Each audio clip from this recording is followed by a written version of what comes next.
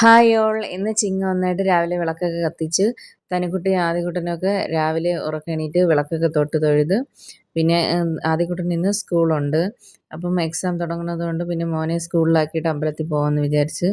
ഇവിടെ എൻ്റെ വീട്ടിലൊക്കെ ചിങ്ങ ഒന്നിനാണേ കൈനീട്ടം കൊടുക്കുന്നത്. ഹസ്ബൻഡിൻ്റെ വീട്ടിൽ വിഷുവിന്. അങ്ങനെ ഇപ്പോൾ നമ്മൾ 2 ടൈമിൽ ഇപ്പോൾ കുട്ടികൾക്ക് കൈനീട്ടം കൊടുക്കും.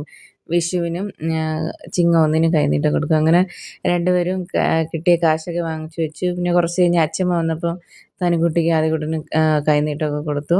അതിനുശേഷം ആദ്യകുട്ടനെ കൊണ്ട് സ്കൂളിലാക്കി. രാവിലെ ചെറുതായിട്ട് മഴ പെയ്യുന്നുണ്ടായിരുന്നു. അങ്ങനെ പെട്ടെന്ന് സ്കൂളിലാക്കിയിട്ട് പിന്നെ നമ്മൾ അമ്പലത്തിൽ പോയി. നമ്മൾ ആദ്യം പോയത് കോവളം ധർമ്മശാസ്താവിൻ്റെ ക്ഷേത്രത്തിലാണ്.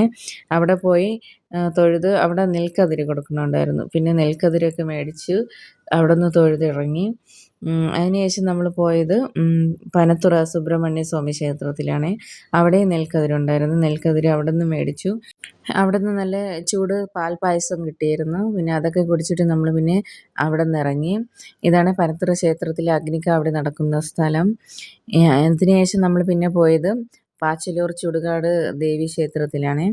അവിടെയും കയറി തൊഴുതിട്ട് പിന്നെ നമ്മൾ വീട്ടിലേക്ക് പോയി. നമുക്ക് 3 അമ്പലത്തിൽ നിന്നും കൈനീട്ടമൊക്കെ കിട്ടിയായിരുന്നേ.